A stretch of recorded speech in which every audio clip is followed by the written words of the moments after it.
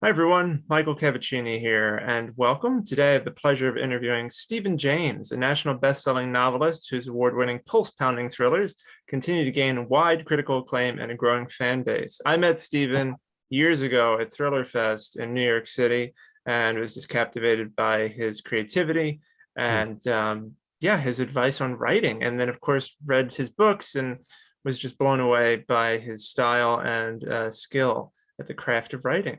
And Stephen has a new book out right now. It's called The Art of the Tale. So we're going to get into that in addition to some other things. So Stephen, welcome and thank you for joining me.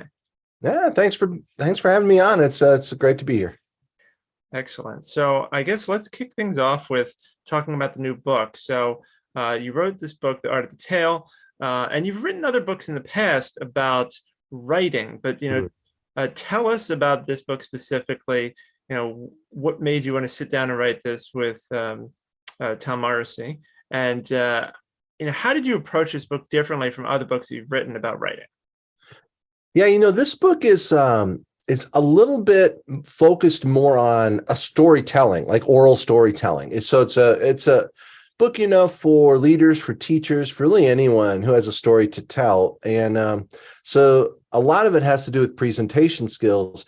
But one of the things that actually led me to really want to write this book is, like you mentioned, I've done some books on the craft of writing in the past. And over the last couple of years, my view about story has actually changed. And so this gave me the opportunity to really sort of unpack that in a new book of what I believe really lies at the heart or core of all great stories. And so all of those principles really apply whether you're writing a story, telling a story, or a screenplay or whatever it might be. But those principles in particular really do move across different genres.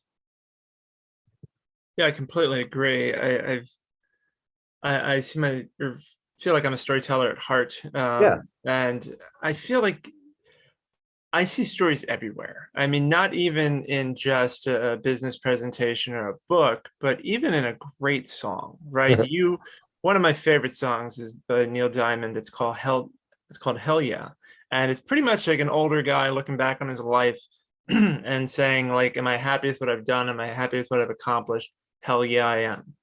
And I'm like, boy, I hope when I'm his age, I can like sing those lyrics and really feel that way about my life. And I was like, what a great story, right? It's relatable, it's universal. Everybody wants to feel like they've, fulfilled their potential. So do you think it's part of people understanding storytelling, is that realizing that it's something anyone can do?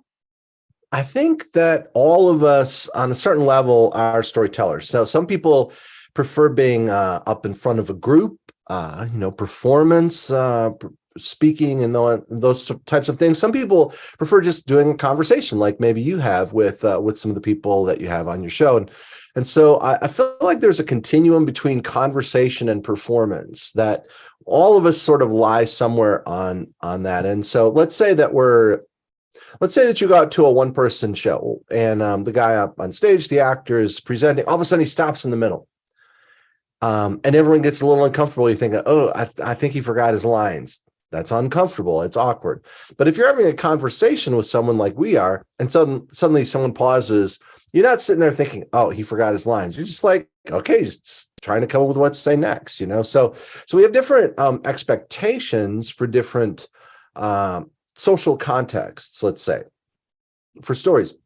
And some people tend to be more comfortable in one or the other if they're introverts, extroverts, and so on. And also just the people that study human cognition kind of say we process, a lot of our lives through the lens of a story.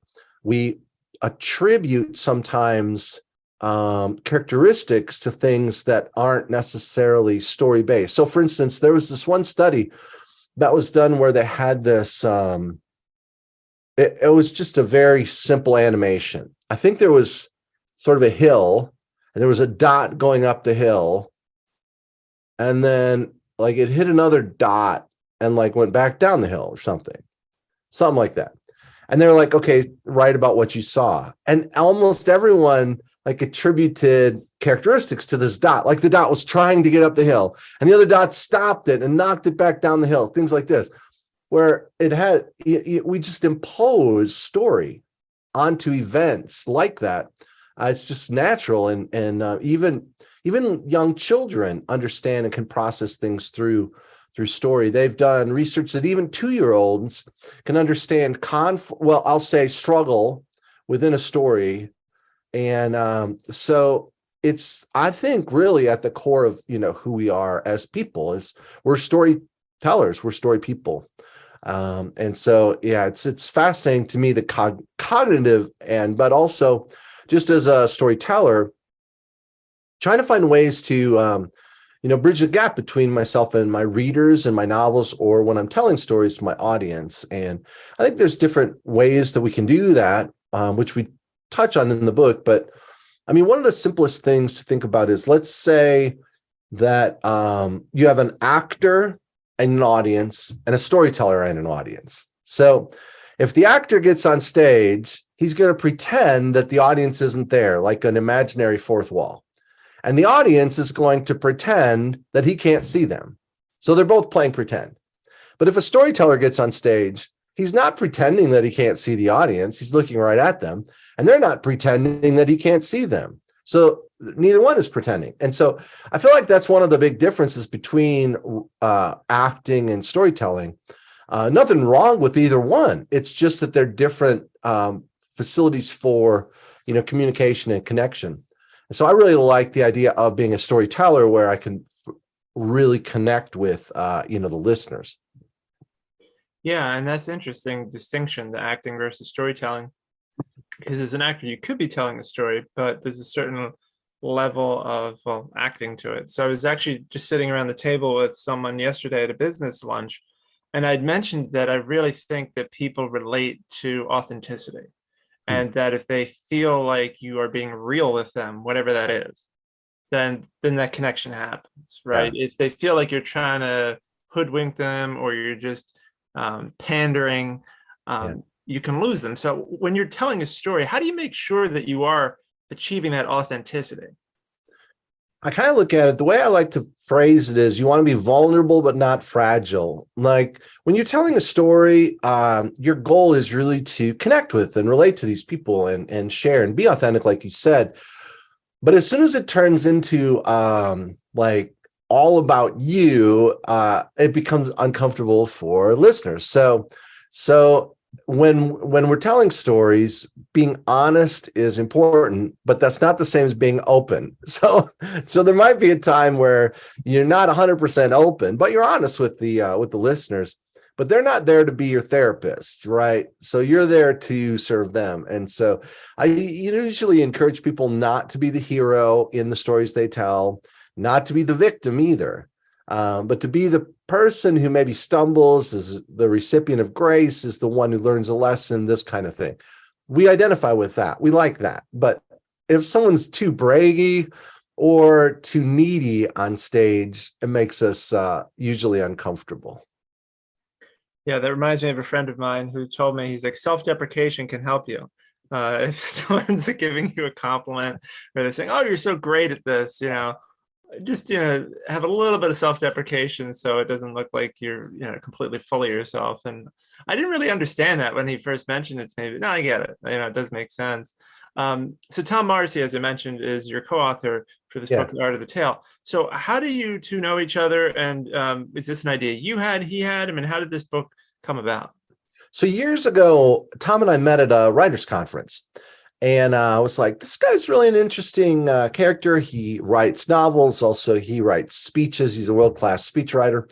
And so I had approached him probably 5 or 6 years ago, maybe longer. And I said, we ought to do a book. Like with your background in corporate speechwriting and mine in storytelling, I think it would be really helpful to get the two perspectives as far as a book for leaders and teachers on storytelling. And so we're like, yeah, that'd be good. Then, of course, nothing happened with it. A couple of years go by. And then here comes the pandemic. And I called him. I was like, we got to do this book. Like, we got to work on this thing. So we chopped into it, but he is one of the communication specialists at the Walt Disney company right now. So he also writes speeches and then mentors speechwriters of theirs on 3 different continents. And so he's worked with different leading corporations for the last 30 years. So it was really fun to sort of alternate chapters. Like I would write maybe the first chapter, let's say he wrote the second one. So we just went back and forth. And I learned a lot from his approach just as I was reading through his material. And so it was informative. Also in each chapter, then we kind of have little call outs. Like in his chapters, I had little comments kind of throughout. And so it gives not just readers a chance to hear from him, but also hear from him and listen to me hearing from him, kind of thing like that. So. Yeah. And so I bought the ebook, I bought the audiobook because I'm a nut for audiobooks, and I just like things digitally. I mean, physical books are great. I do love them. And thank you for the autographed copy of this book. But I also enjoy kind of the accessibility. And I guess maybe the perfectionist in me likes to know that if it's a digital book, you can't like dog ear the pages or anything, right? It'll always be pristine. But with the audiobook, you guys literally trade off when it comes to narrating the chapters too, which I thought was really made for a compelling listen. And so was that the first time either of you narrated an audiobook, or is this something he has experience doing? I was just curious about that. Yeah, no, it's the first time we both did it. And so we were going to try to get to Nashville to do it, and our schedules just weren't working out well. And so finally I was like, well, could we do it where I live in Eastern Tennessee? I said, there's some recording studios. And they're like, oh, we'll bring a recording studio to you. I'm like, what? So literally this guy came from Nashville and turned my basement into a recording studio. And Tom ended up flying up. And so we spent about maybe 5 days or so in my basement recording it. So it was really fascinating. Like he had brought all his equipment. He brought like, sound panels or whatever for the walls and things like that. Super fascinating. And I learned a lot, but also I realized how much work it is to actually do an audiobook. So my hat goes off to people who narrate full time. And I was just reading stuff from my perspective, my chapters, really. I wasn't even doing, tons of different character voices and things like that. So it's a tough job. Yeah, you're not kidding. You always see these videos on social media about like how to make $100 an hour and and they don't even, they're like, oh, just read books and you can make $100 an hour. And real professional narrators are like, yeah, but that requires a lot of work. You have to spend hours and hours, and if you screw up you have to start all over. Yeah, I mean there's a lot that goes into it, but yeah, it's no joke. And I always wondered when I'm listening to narrators, especially those who are telling a story, I wonder like how many times do they read the book in its entirety once and then narrate it so they kind of know what's coming and then can kind of respond to that? I mean, have you ever had any experience with, many of your novels are an audiobook form. Have you worked with any of the audiobook companies or narrators on your material, and what was that like? Yeah, over the years I've done that. I think most of my novels have an audio version of them. And a lot of times the narrator would read through the whole book and make a note of maybe different words that he wasn't sure how maybe I wanted them pronounced, or different names, things like that. So kind of make notes and then, but at least read it through to get a feel for the whole story. Then I think that basically they just kind of start at the beginning, and as they move forward, though, sometimes they might, like you said, fumble with a word or something like that. And it used to be that I don't know how they used to do it. Like you have to go back and recut something and overlay. I don't know. But now they mostly do it digitally. Like he'll say, okay, I'm going to reread this paragraph or something. And then they go back and edit it all somehow. It's amazing, though. It's a lot of work. No question about that. People don't even realize that it's not just simply re-recording. It's also the audio levels, right? Because if you're listening to a book in your ears, if the audio level is like too low or too high compared to what the original recording was, people might be like, whoa, like my eardrums just got blown out by this, this That. edit. So there's a lot. It's very precise. Right now I'm listening to Stephen King's Fairy Tale, Oh, and okay. he actually contributed a voice to a character in the book, which is really interesting. And yeah, audiobooks are fantastic. And any of you who are watching this who've not listened to any of Stephen's audiobooks, I highly encourage you to check them out. The narrators you have for your books have been really terrific.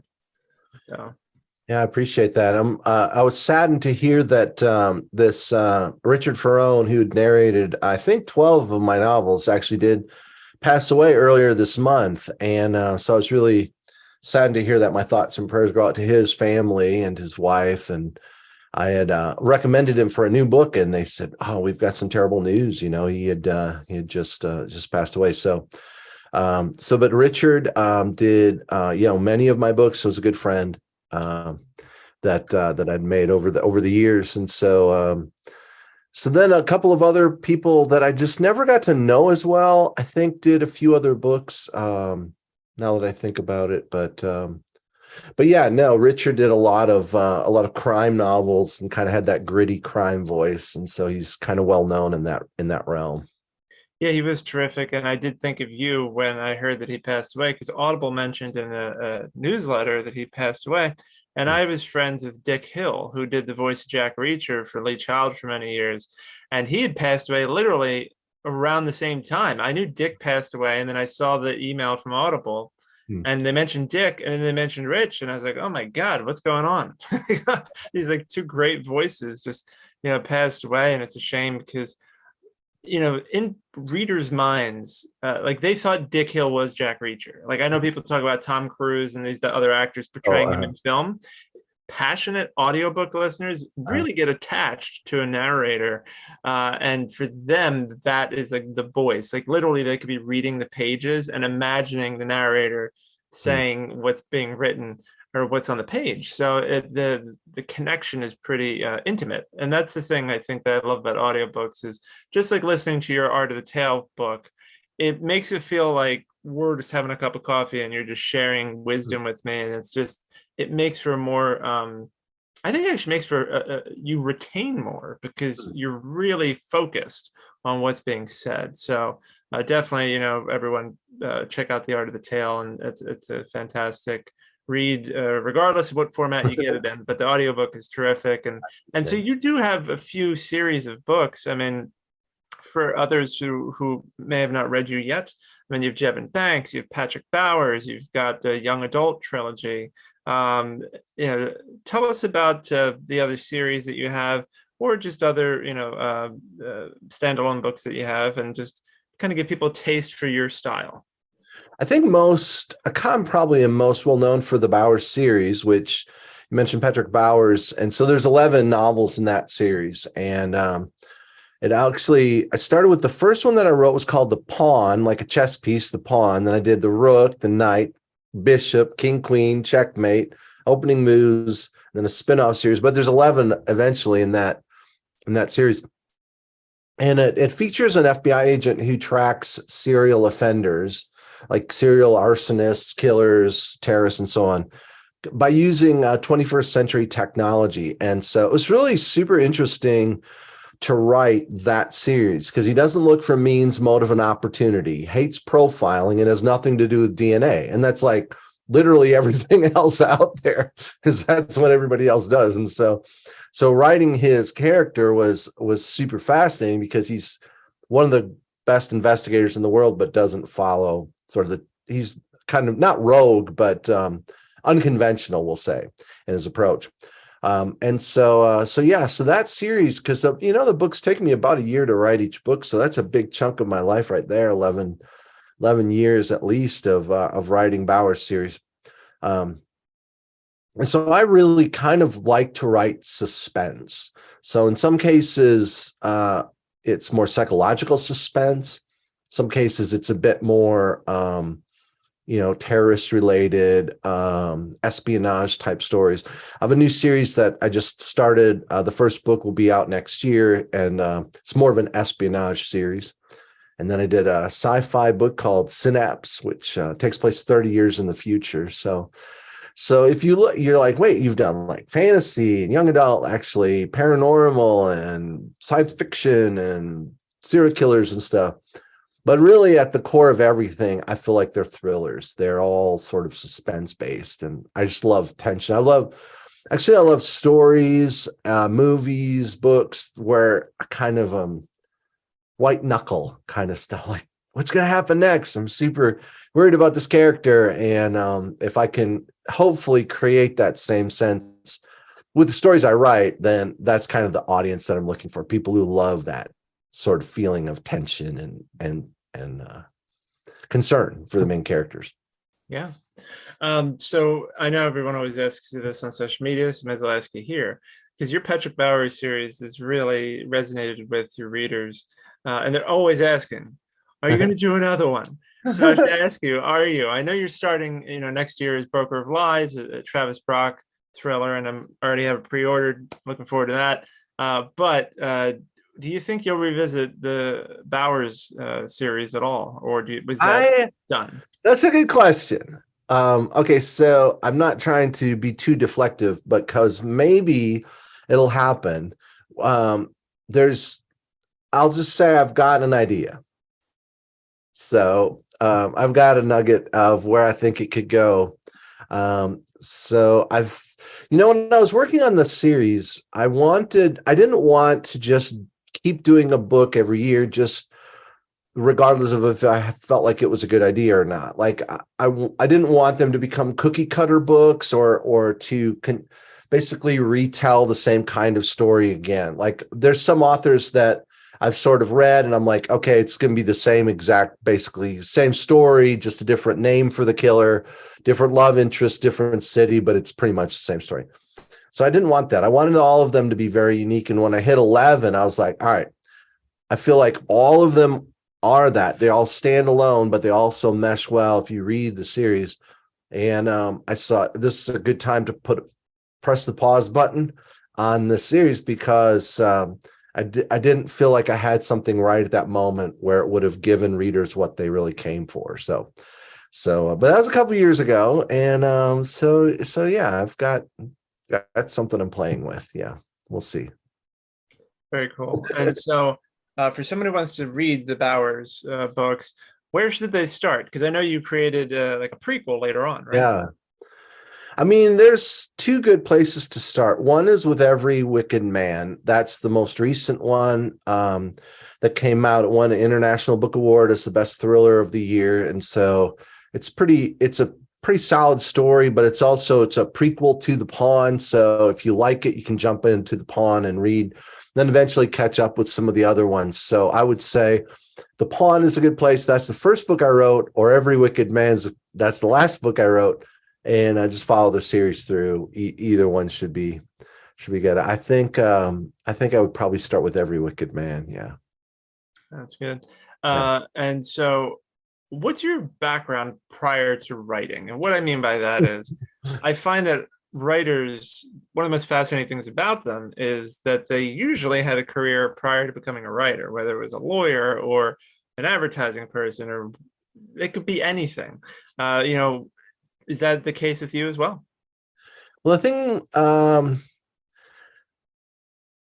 not exactly, but not exactly no either. So before I started to write novels, I kind of was a family entertainer. Like I would travel around and tell stories to, say, schools, libraries, family events, and things of this nature. So more family kind of oriented stories. And so I did that for a number of years. But I always had in mind that I wanted to write a big story. Like I always wanted to tell, a novel, let's say, or whatever. And then never imagined I would write 18 novels and hopefully many more. We'll see what time has to say about that. And so yeah, I didn't have a job as a cop or something like that beforehand. It was just telling stories, but in a different way to a different type of audience. That's great. And if I'm correct, faith plays a big role in your life too, right? And haven't you written some books that are Yeah. faith-based, if that's the right Yeah. way to put it? Yeah, I would say that it's true. And so over the years, like I've done some inspirational books, some, like you say, like kind of faith-based books. And so yeah, I like stories that ask questions that matter.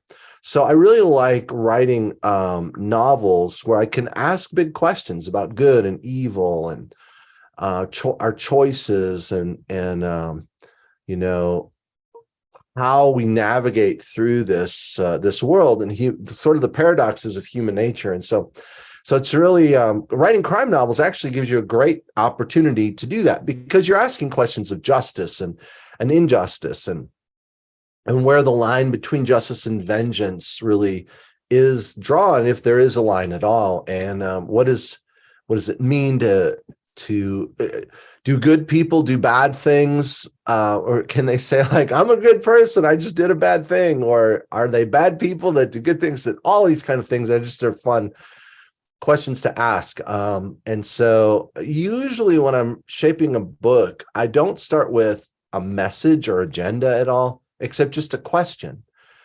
And so, for instance, with The Pawn, the first novel that I wrote was, what makes me different from those who do the unthinkable? So let's say a killer or rapist or something like this. Like, what would make me different? Is there anything that makes me different than someone who does what I would consider unthinkable? And so it's a interesting question. That's what drove the whole story. And then with the second book, The Rook, I asked, what would it take for me to step over the line?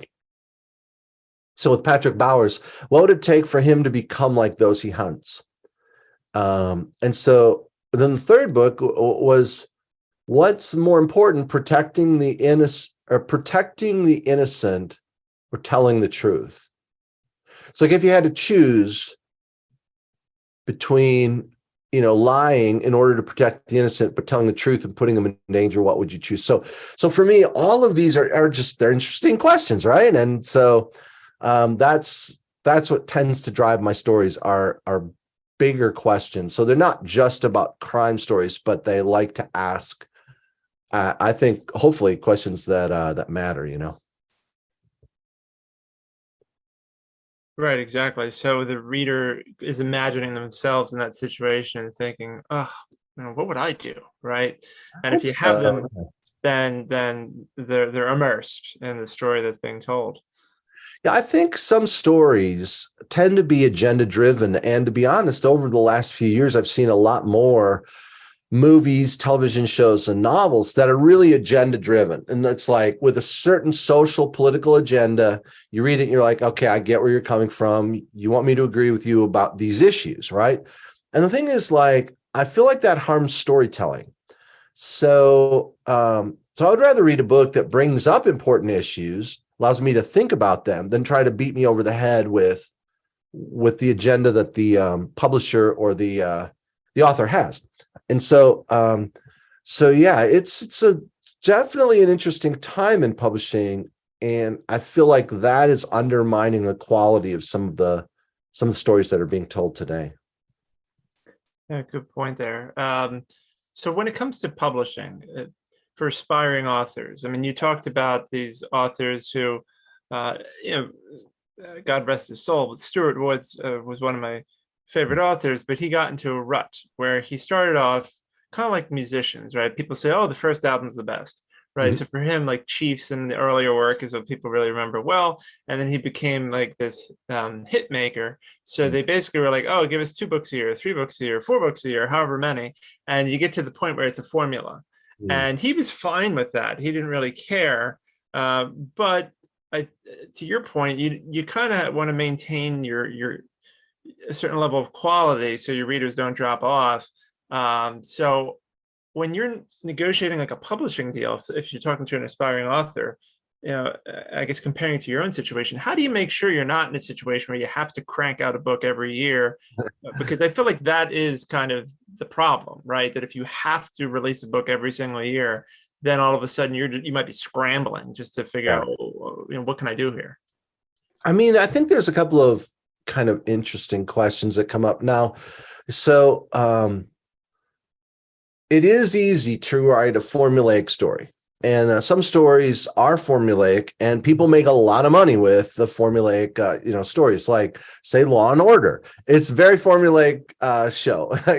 Down to the minute, it's almost the exact same every single episode. And yet they've made like 900 episodes of Law and Order. So you're like, well, they clearly, hit a formula, and that's what works for them. So I'm not here to it's just not my thing so much, following a formula. It's not really how I approach stories so much, but you can definitely do that if that's your bent and if that's your take on stories. So I really like trying to tell stories that surprise readers. So I always like a twist, for sure, at least one big twist, if not a couple of twists. And so in order to do that, I have to write without knowing the ending. So I never plot or outline any of my stories. I never have known how a story will end when I've started writing it.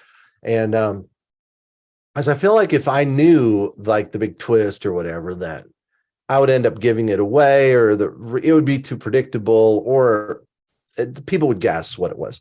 But this way, people are reading, they're like, I don't know where this is going. I'm like, that's because literally I don't know where it's going.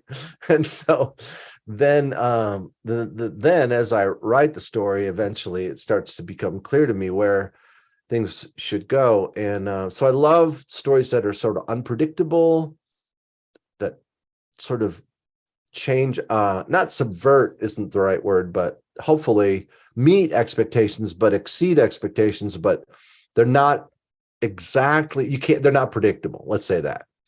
So I love stories that are like that. So as far as aspiring authors, I mean, you really just have to see where your heart's at. If writing a formula is really where you want to go, there's opportunities for that.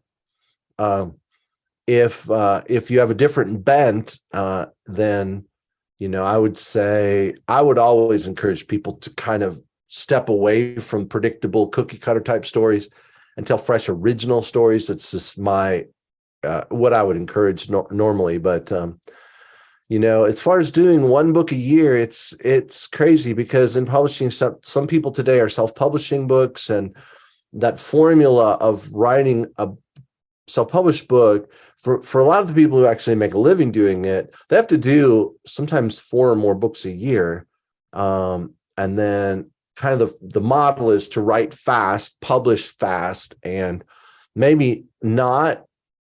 I'm not trying to criticize, any model, but maybe not focus so much on excellence as productivity.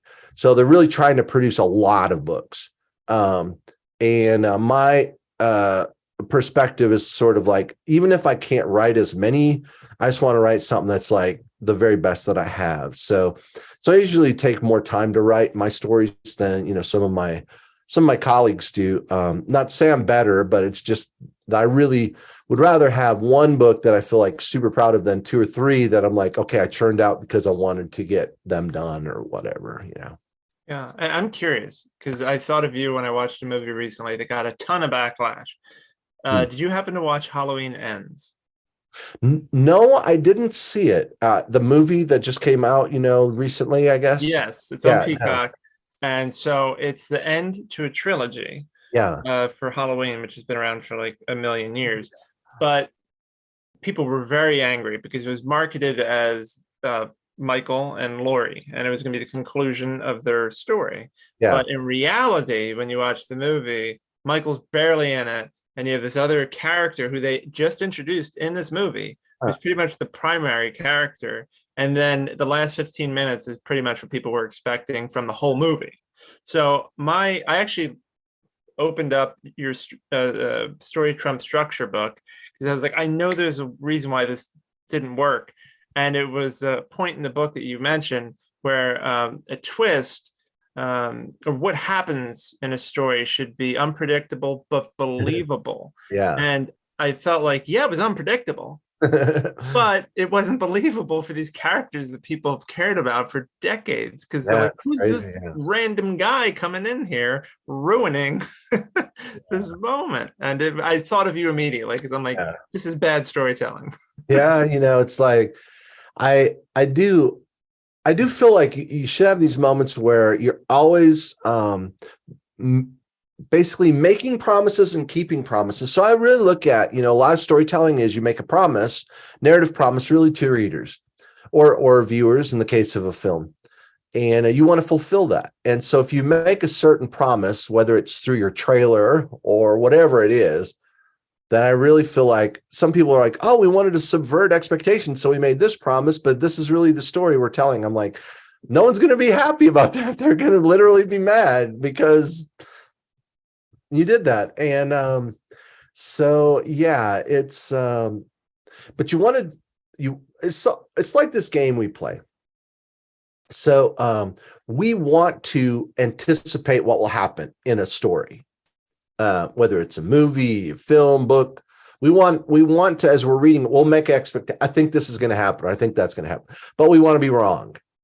Like if we're right, we'll feel like, God, I saw that coming like an hour ago in the movie, or I saw that coming like 200 pages ago in the book. So we want to be wrong, but yet we want to be satisfied. So it is a game. It's like we as writers are trying to fulfill the fact that readers want to be wrong, but they want to be satisfied. So we play to expectations at the beginning, especially, then hopefully move past those expectations in a way that I didn't see that coming, but yeah, it's believable, it makes sense for the story. I was surprised.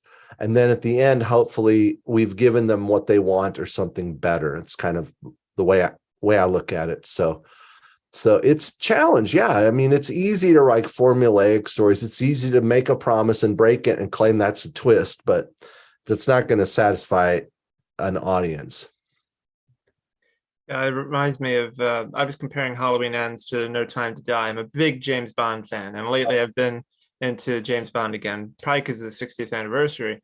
And No Time to Die, for, spoiler alert for anyone watching this, James Bond dies at the end. Of the Daniel Craig movie. And I was like, it caught me off guard completely. I'm watching the movie and I'm like, oh my God, is this about to happen? And I was crying in the theater. And I was like, but it made sense. Because I was like, yeah, and to me, it was a huge deal. Because this is his character who's been around for 60 years. And they killed him off. I mean, I know he's coming back, but to have this Daniel Craig 5-movie story arc end with James Bond sacrificing himself was so powerful. And even if I didn't want James Bond to be dead, it made sense for the character, it made sense for the story. It was believable, but unpredictable. So I was satisfied with it, but just totally blindsided at the same time. And I thought, I was like, now that's how you do it, right? If you're gonna do something unpredictable with the franchise that's been around for a really long time, that people were just like, Bond always lives. Well, not this time. Yeah, it all is about, I mean, in a certain way, when we write and tell stories, we don't know what the audience wants exactly, because they're different people, but we kind of know what they want. Like when you go to a James Bond movie, you want action, adventure, twists and turns and escapes and all of these things. And so I feel like as storytellers, we really have sort of this opportunity to do those two things, to exceed expectations, sort of like guess what they're going to be, maybe. And, but to do it in a way where people leave and they're like, man, I want, that was really what I came for. So yeah, it's interesting. It's fun. It's a game, I think, and trying to guess, for instance, I was teaching a master class on writing up in New York City, and one of the authors had actually written the opening of his book where this woman was in a bar or whatever, and this serial killer comes out to her car and he's planning to kill her. Then back to her point of view, and she's like, we hear her whole life story, and I'm like, oh, come on, he's just going to kill her off, right? So she comes outside and she gets killed, and so I was like, killing off your point of view character in the first scene is kind of overdone. I was like, you probably don't want to write you probably don't want to start your book with a cliche. And he goes, but everybody does it. I'm like, yes, that's what makes it a cliche. It's like, so everybody does it. And so what I want to do is I want to write an opening where you're reading it, and you think, oh, I know exactly where this is going to go, but it doesn't go there. But when it does go somewhere else, you're like, that, I did not see that coming. That was like really interesting. And then I want to read the next chapter. So understanding the expectations of a reader or a viewer is important. And then trying to play that game with them so that we know they're going to be expecting one thing. We're going to give them something else, but hopefully it's better than they ever anticipated. That's the goal. And so have you, being an organic, and I like that you call it organic storytelling. For those watching, sometimes people call it, flying by the seat of your pants, but I think organic makes more sense. And it's more elegant to say it that way. But have you ever had a situation where you're really deep into a story and you're like, oh no, I need to delete or revise a ton of this because I just made a wrong turn or just something went wrong, horribly wrong, and you felt like you wasted a ton of time in the process, or no? I've never felt like I wasted time, but yes, there have been times where I've had to make a turn. So for instance, with the book, The Night, I mentioned earlier, it was due, well, let's just say it was due in the summer, and I missed a deadline. And so finally my editor was like, look, we need this book November 11th, or whatever reason they needed that. I was like, all right, I'll get it to you. Right. So, but it's November like 8th. And I'm like, I do not know how to finish this book. Like I couldn't figure out the climax. And so I was on a flight to go speak at a conference thinking about the end of this book. And I was like, I need to change who the killer is. And so I get to the Cincinnati airport and call up the editor. I'm sitting at the Starbucks there, and I said, I've got some good news. This book's going to be even better than we thought. She said, oh, I'm great. That's great. I'm glad to hear that. So I said, but I have to change who the killer is. And there's this long pause on the other side of the line. And so finally she says, well, I trust you as long as it'll be a better book. And it was a better book, but I realized that the character that I had as the killer was going to be too predictable. And then, but I also realized, like, if I took clues away, it would be too out there, too outlandish, too much where readers would be like, come on, I couldn't have seen that. I couldn't have guessed that. So I actually had to rewrite a lot of the book to introduce a new character, to change the clue progression. And, but it was worth it because I've never heard from anyone yet who said they figured out who the killer to The Night was. So it did take me a bit longer, but it was worth it because in the end, people are like, I did not see that coming. I'm like, that's exactly. Because when I wrote the book for a year, when I was working on it, I thought I knew who the bad guy was. Like I thought I knew who the villain was. I was wrong. It wasn't him. It's someone better. That's awesome. I remember you telling a story at Thriller Fest about just to kind of provide an example of organic storytelling and how you don't know where things are going. Yeah. And I think you're talking about someone finding something in a trunk, and you're like, okay, what could be the worst thing they could find? Like, that's what you were trying to figure out, because you wouldn't want them to just open the trunk and then all of a sudden it's something that's not that startling or whatever. Yeah. And you're like kind of like ratcheting up the dread. Yeah, that was from The Bishop, the book The Bishop, and certainly was but basically this woman comes home, her dog's missing. She looks all over the house, can't find him. And so she's an FBI agent. We know that she has this precious dog.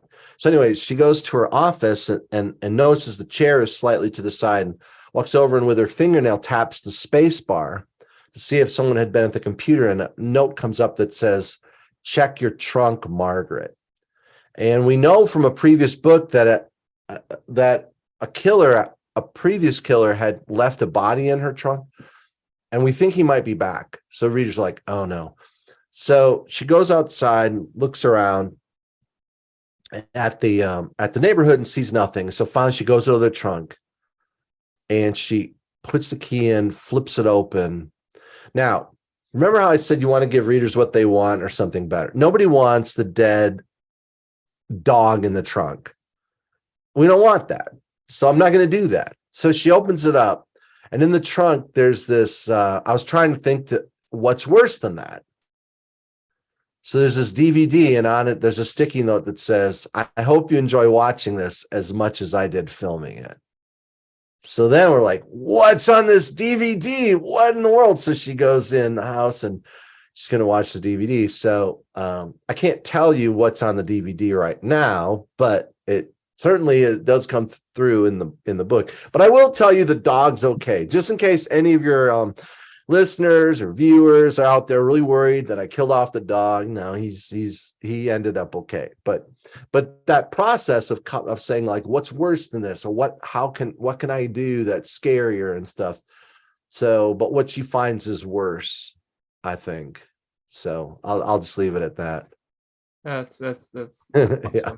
awesome. Really good stuff. So so for your new book that's coming out in next March, I believe, right?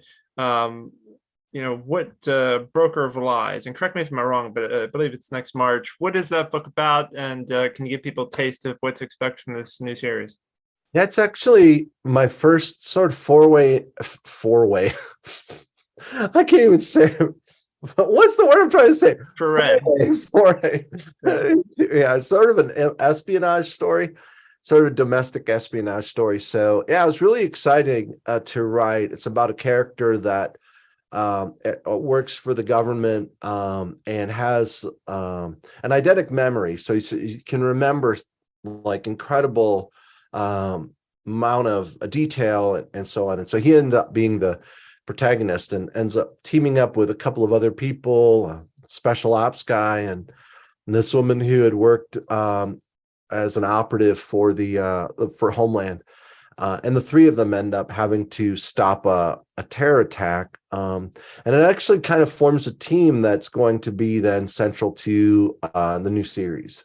So the three of them, it was super fun and so much research though. Oh my goodness, it was a lot because I had to find out what actually happens in the Pentagon and about some covert operatives that you can't really find information about. So it took me about at least, 6 months to a year to research the story, to try and make sure that the stuff I had was authentic. So the people from the intelligence community would be able to read it and be like, all right, well, he knows what he's talking about, or that's believable, even if that hasn't actually happened yet. So yeah, so it's a lot of fun. So a couple other things I wanted to ask you about. Your master's degree in storytelling. It's an interesting degree. I mean, I have a master's degree in communications. I got a bachelor's in communications. I even taught practical grammar at Temple University because apparently most college graduates can't write. So they're like, go teach them. It's like, okay, sure. But I feel like, writing and storytelling and all that's just a continuing education. But so master's degree in storytelling, what was that experience like? Are you the type of person like me who really enjoys college and just kind of that free exchange of intellectual ideas and all of that? Or were you just like, boy, why did I do that? I'm just curious if it was useful and what that experience is like. I mean, that's a good question. It was many years ago now. It's 25 years ago. So I'm glad I did it. I don't know that I would do it again exactly. And so I think that you're right. College should be a place for the free exchange of ideas. I don't know if it's that way anymore, but it certainly should be a place for that. But yeah, no, I studied, storytelling, advanced storytelling, story dramatization. And so it's very interesting. I kind of, for my thesis, I did this question of how much can you change a personal story, like a personal experience story, and still claim it's true. So it's kind of diving into that realm of, whenever we tell a personal story, we have to change details and things just to tell it, right? You have to leave stuff out, edit, maybe you change the order of things a little bit around. Well, can you do that and still claim it's a true story? So it's pretty fascinating to explore that. So the boundaries of truth and narrative, and I'm glad I did it. But yeah, no, I think my graduate studies days are probably probably over with at this point. It's funny you mentioned that, based on true events. I was saying to my wife, I was like, technically everything's based on true I events know, because right? Yeah, nothing's new. So yeah, you could say that about anything as a hook I and know. probably be right. And but it changes our expectations. That's the thing. So like if you go to a movie and it says based on true events, and the plot isn't exactly all that like really scintillating or whatever, you kind of put up with it more because you kind of put up with it. You're like, okay, well, but that was based on true events. So like some people have used that to their advantage. The Coen brothers with Fargo. When Fargo came out years ago, they're like, this is based on true events or true story. And you're watching, you're like, this is crazy. Like, I've never heard of any of this stuff. Of course, they made that up completely. Like, it wasn't based on anything in reality. But they did it to try and, change the expectations of the viewers, and which they did. So yeah, it's interesting that we have, if something happened in real life, we know that narratively it might not be as tight as if it's completely fictionalized. So you can get away with more stuff that might maybe not be as believable. Because in fiction, whatever you do has to be believable, even if it's impossible. But in real life, it has to be possible, even if it's unbelievable. So yeah. Wow. Yeah, that's great. Deep thoughts of Stephen James. That's pretty good. Yeah. Yeah. So for instance, like let's say in real life, there have been, people who have jumped out of airplanes, their parachutes don't open, and they've fallen thousands of feet and survived. It's happened several times with someone like 7,000, I mean, even 14,000 feet, I think. But anyway, so they survived. Well, you couldn't do that in a novel. If you try to do it in a novel, he jumps out of an airplane and, he falls 10,000 feet and lands on a blackberry bush and survives. You'd be like, I don't buy it. That's ridiculous. But even though that happened in real life, like that's true. It actually happened. So we need the stuff in our stories to be believable, no matter how impossible or whatever it might be. So it's fascinating. Yeah, it's different expectations. Yeah. So I lied. I have a few more than a couple things because as we're talking, I'm thinking of other things. So you have your trilogy of young adult books. So I'm curious about that.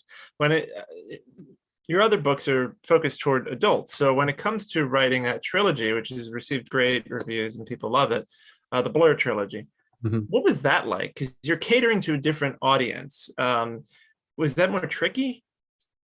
It was a little tricky because I thought, well, how hard can it be? Like, I loved reading when I was a teenager. I had 3 teenage girls in my house, my daughters at the time. I thought, well, this will be easy. Like, I can totally, but it was not easy because writing for that audience, by the time a book comes out, anything you think is cool that you write about now is, by the time the book comes out, is no longer cool. So like, in order to create what the characters say and do, so that when students read it a year or 5 or 10 years later, they'll be like, oh, okay, no, that's pretty, I like that. But if you try to be too, not contemporary, anyway, but if you try to like hit what's popular right now, by the time it comes out, they'll be like, that's like ridiculous. Like, nobody says that anymore. So yeah, it was interesting. And but I wanted to write a story about someone who has to solve a mystery while he's losing touch with reality. So in the series, this young man starts to see these visions, I guess. He calls them blurs, and you don't quite know if he's going crazy or if he's seeing ghosts or what exactly, but then while he's losing touch with reality, he has to solve this mystery in his hometown. And that's the first story. And then kind of it builds from there. And so it was, it was super fun, interesting. One of my favorite villains is from Curse, the third one in the series. So yeah, it was interesting. It was fun. One time I was reading a Harlan Coben book, and I think at the end of the book, he talks about how someone had an iPhone and they popped open the back and they swapped out the battery and this and that. And I'm like, you can't do that with an iPhone. And I was like, my guess is he doesn't have an iPhone, so he didn't know that at the time, right? Maybe he does now, more than likely. But I was like, I'm not going to reach out to him and tell him that because I feel like I'd be like, kind of a jerk. So I'm like, yeah, I'll let it go. Did you ever have anyone reach out to you about something in one of your books where they're like, yeah, that's not how that works? Yeah, it's happened. I try to get all of the details, nailed down as much as possible. I do a lot of research, but no, it's happened. If you got anything wrong with guns, you're in trouble because you'll hear from people if there's he pushed the safety off, and that gun doesn't have a safety, don't do that. That's not a good thing. You will hear from a lot of people. So I'm trying to think of, specific examples of stuff that I've heard from. And it's interesting too, because sometimes people will complain about something and they're wrong and you're right, and they'll still complain about it. So there was this one book that I did where I consulted with a doctor who trained at Harvard on this one, I guess I'll say poison that you could use. And so some doctor wrote to me and he's like, that was ridiculous. And I'm like, no, it's actually not ridiculous. It's actually exactly correct because we studied the compound and everything, and so people, some people just have it in their mind that they're going to correct you. And even if they're the ones who are wrong. So we were talking about, aspiring writers. So just to make sure that anyone who's watching this, who's looking to write, that they know about your book, Story Trumps Structure, as well as Troubleshooting Your Novels. So for people who are curious about, which one should I buy? Obviously, I would say both. But what are the differences between those two books and how you approach them? Yes. So Story Trumps Structure is a little bit more theoretical. It's a little bit more on the process of writing. Troubleshooting Your Novel is really it's 80 super short chapters about every aspect of your novel, how to identify problems and then how to fix them. So a little bit different bent. It just depends on what you're looking for. Great. And then you mentioned master classes. So, tell us a little bit about that. What are these classes that you host? Are they virtual, in person? How frequent, and where can people go to learn more? Yeah, no, I'm doing one fiction intensive here coming up just in a few weeks in Tennessee. That's just a weekend. That fictionintensive.com has information there. But every year I do a 4-day intensive that I teach with Bob Dugoni, who's a New York Times bestselling thriller author. And so that's limited to 12 people. So you can get information. Right now we haven't updated our information for next year yet, but novelwritingintensive.com is that website, but it's probably not updated yet. But you can email us and then just get on the list, and we'd love to have you come. Yeah. Great. And then you have a podcast. I want to make sure people know about that too. So your podcast, The Story Blender, tell people what's that about. I interview some of the best-selling writers and some of the best storytellers in the world, and I basically pick their brain about what makes a story work. And so we try to post one every week, so I've interviewed probably 200 different authors and storytellers over the years. So you can check that out at thestoryblender.com or wherever you listen to podcasts. Just search for The Story Blender, and that'll pop up. Fantastic. Any other things we haven't touched on? I know it's been a great conversation. I appreciate your time. Thanks for having me on your show. Yeah. All right. Well, thank you, everyone. Stephen James, I highly encourage you to check him out at stephenjames.net and his new book, The Art of the Tale, as well as his fantastic novels. Thank you again, Stephen. Thanks. I appreciate it.